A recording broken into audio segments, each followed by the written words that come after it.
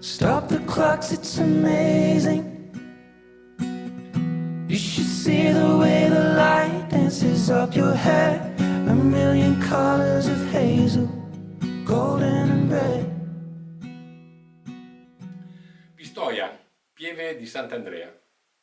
Pistoia mi ha riservato un'infinità di liete sorprese quando mi ci sono recato.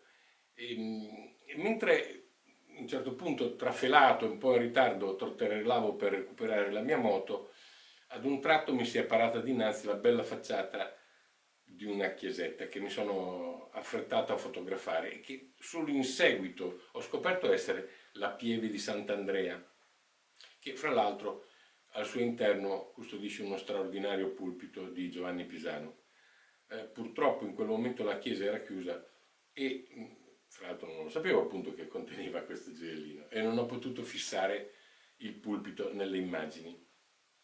In questo modo ho confessato anche la mia estrema ignoranza sulle cose della storia dell'arte, ma che volete. Buona visione. Saturday morning is fading.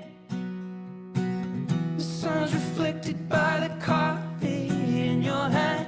My eyes are caught in your gaze all over again.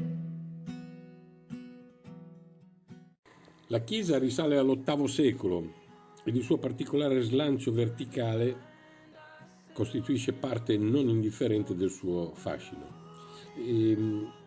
La decorazione della facciata bicromatica è tipica delle chiese romaniche pistoiesi e tradisce anche una chiara influenza pisana.